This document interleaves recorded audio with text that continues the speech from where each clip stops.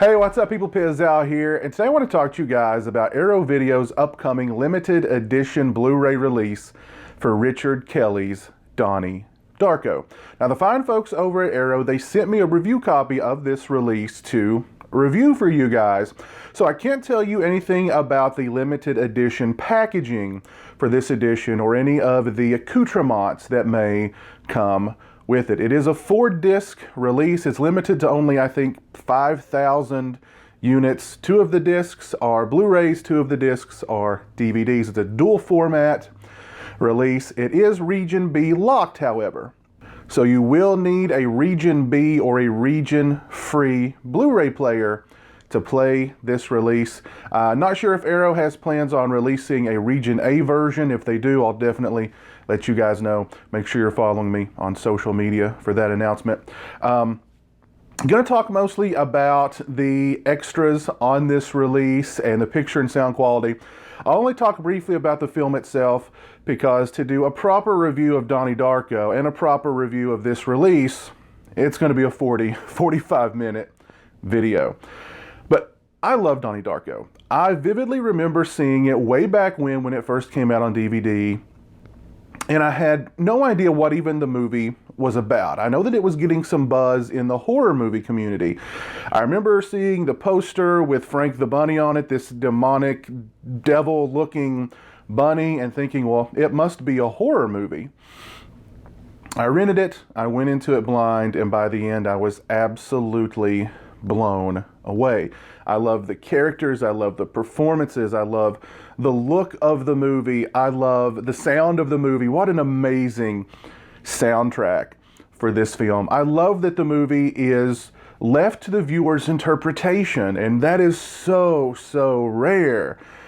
Just in general, that we get a movie that they just leave it open to the viewer's interpretation, A, and B, it's open to many different interpretations.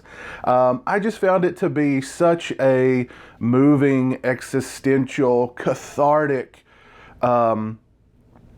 film. I love Donnie Darko. I love everything about Donnie Darko. It's a cult movie now, and I think it's truly deserving of that status. If you've not seen Donnie Darko, by all means, go watch Donnie Darko. And I can think of no better way to introduce yourself to Donnie Darko than this release from the folks over at Arrow. So let's go ahead, let's dive into this release. I've taken notes. There's a lot to go over, so please bear with me. We have 2 discs. 2 discs for the Blu-ray, 2 discs for the DVD. It's a dual format, as I said. Disc 1 features the theatrical cut of Donnie Darko. It has a brand new 4K scan of the original camera negative approved by Richard Kelly and DP Stephen Poster. It also has an original 5.1 DTS HD audio. This is the same for the director's cut, which is on disc 2 as well.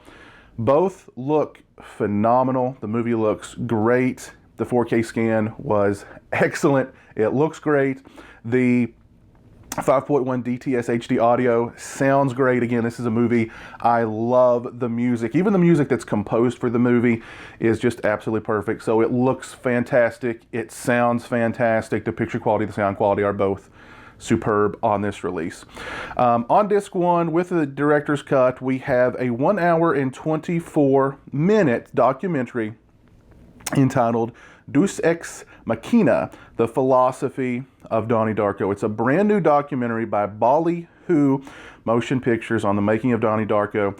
It features interviews with writer-director Richard Kelly, producer Sean McKittrick, DP Stephen Poster, editor Sam Bauer, composer Michael Edwards, actor James Duval, and more.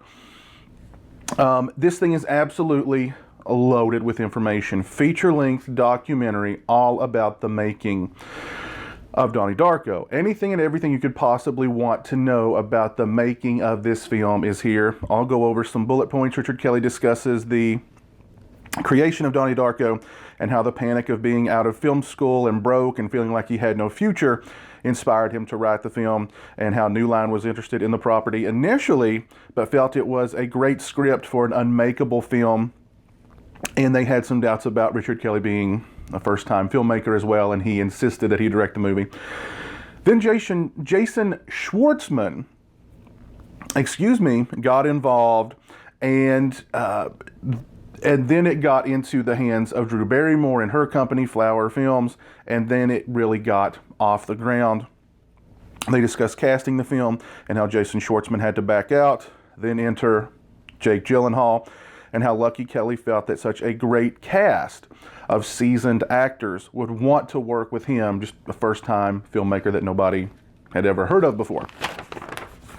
They also discuss assembling the crew and how Kelly had to fight to be able to use anamorphic widescreen to shoot the movie on such a tight budget and a tight schedule. They discuss the design of Frank the Bunny and the difficulties of making 2000. I think they shot the movie in 2000. Los Angeles looked like suburban Virginia back in the late 80s. And Patrick Swayze actually brought his own clothing that he'd had from the 80s to the set to wear in the film. That's awesome, as if you needed another reason to love the late Patrick Swayze. They discussed shooting the film, planning and choreographing that amazing tracking shot of them walking through the school to the tune of the Tears for Fears song. Amazing sequence. And they did that. It's really interesting because they took all this time and spent all this money to choreograph and shoot that sequence that was timed to Head Over Heels, the Tears for Fears song, and they didn't even know if they could use that song yet. They didn't even have the rights to use it yet. So they're shooting all this with no idea if they can even use it. I thought that was really interesting. They discussed shooting in the school and in the movie theater and all the different locations and the challenges each location presented. They discussed the post-production process, the laborious editing process, composing the music, acquiring the rights for all the music in the film, recording that amazing Gary Jules version of Mad World, which is breathtaking. They discussed the Sundance screening of the film and how divided the audience was by it, and how most distributors, they'd gone into Sundance as one of the hottest movies there. They left Sundance without a deal. They were damaged goods after their Sundance screening. So it was a disastrous Sundance screening. Then enter Christopher Nolan, who watched the movie, gave them some ideas on how to edit the movie, and he was very instrumental in it finally getting picked up. But then just around the time it got picked up to be released, 9/11 happened. So, yeah, very troubled, just a troubled, almost cursed production from beginning to end. Then they discussed the film's lackluster release, the mixed reviews it got initially, and then finally how it found its audience on DVD, and then the director's cut got a proper theatrical release, and now how it's turned into this huge cult phenomena. Amazing feature-length documentary all about the making of Donnie Darko. Anything and everything you could possibly want to know about the making of the movie is right there in that documentary. Worth the price of purchase of this entire set alone. Next we have The Goodbye Place, which is Richard Kelly's 1996 short film. It's about 8.5 minutes long. It's about a little boy that disappears. I think that's what it's about. Pretty interesting student film. We have deleted and extended scenes. You can watch with or without commentary from Richard Kelly, including the alternate ending in which we see Donnie impaled after the plane engine crashes through his house and into his bedroom. We get trailers. We get audio commentaries with Richard Kelly and Jake Gyllenhaal. We get a commentary with Richard Kelly, Sean McKittrick, Drew Barrymore, Jenna Malone, James Duvall, and others. I remember the Richard Kelly, Jake Gyllenhaal commentary from the old DVD that I had of this. I remember that being a really interesting commentary. I also remember the other commentary with the other cast and crew members being really good as well. So very nice stuff. And that is just disc 1 alone. We've got an entire other disc to dive into. Disc 2 is the director's cut of the movie. It is, I want to say, about 20 minutes longer than the theatrical version. It includes the feature, the Donnie Darko production diary, which you can watch with or without commentary from Richard Kelly. It's about 53 minutes long. It features Kelly In crew location scouting, setting up shots, lots of behind-the-scenes footage of Kelly directing the actors, discussing shots with the director of photography, rehearsals, a lot of Jake Gyllenhaal goofing around as well, pretty nice. We've got archival interviews with Jake Gyllenhaal, Jenna Malone, Drew Barrymore, Richard Kelly, James Duvall, Maggie Gyllenhaal, Noah Wiley, and many more. They've got a feature entitled They Made Me Do It. It's about 5 minutes long. It's an exhibition featuring the work of graffiti artists who had 6 hours, 42 minutes, and 12 seconds to do pieces inspired by Donnie Darko, art pieces inspired by Donnie Darko, which were pretty cool. Next up, we have They Made Me Do It Part 2, The Cult of Donnie Darko, which is about 30 minutes in length. A lot of British artists, critics, film and magazine editors, they discuss seeing Donnie Darko for the first time and its impact on them and their own interpretations of what the film is really about. Next up, we have Number One Fan, a Darko-mentary. In 2004, DonnieDarko.com held a documentary contest to find the number one Donnie Darko fan. The winner would have their documentary included as an extra on the director's cut DVD. They have this Darko-mentary from this guy who allegedly won the contest, and it's pretty interesting. I'll just leave it at that. It's pretty interesting. We've got storyboard comparisons in which they show storyboards with how the film was actually shot, so you can compare the two. We got about 5 minutes of B-roll footage, behind the scenes stuff, Kelly directing different sequences in the film, etc., etc. We've got the cheesy Cunning Visions infomercials with optional commentary by Richard Kelly. Those infomercials for, Patrick Swayze's cheesy, fear. Just funny. The way that they shot those was absolutely perfect. The music, the overacting, everything, hilarious. We've got the Gary Jules Mad World music video, and again, that song, Gary Jules' version of Mad World, is breathtaking. Gary Jules is a great singer-songwriter as well. If you guys go check him out, check out some of his stuff. There's a lot of great stuff from Gary Jules out there. I won't name any specifically. Just go check out Gary Jules. Lots of great music from him. We've got an image gallery. We've got a director's cut trailer. We've got TV spots. And we've got an audio commentary just for the director's cut featuring Richard Kelly and Kevin Smith.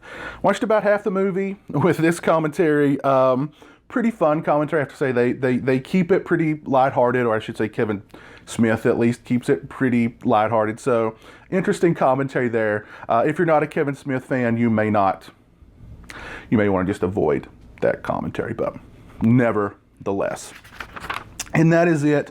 This is an absolutely loaded, limited edition of Donnie Darko from the folks over at Arrow Video. Like I said, that feature-length, hour-and-a-half long documentary about the making of the movie, I think is worth the price of this limited edition alone. And then you get a lot of all the other extras ported over from the old DVD release of the movie, a lot of new stuff. This thing is absolutely loaded. The new 4K scan of the movie looks fantastic. The audio is fantastic. The movie itself is incredibly fantastic. Again, if you guys have not seen Donnie Darko, go watch Donnie Darko. I can think of no better way to introduce yourself to Donnie Darko than this great release from the folks over at Arrow. I can't recommend it any higher. Go check it out. I'll put a link to Arrow's website in the description.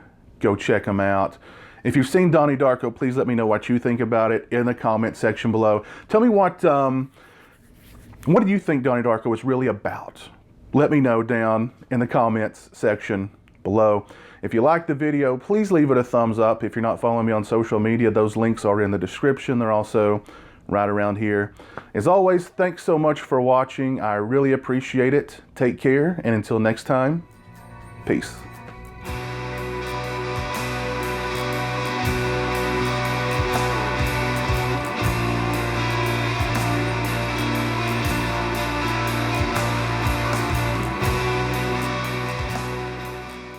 Say hello to the internet, Jeremy. Hello to the internet.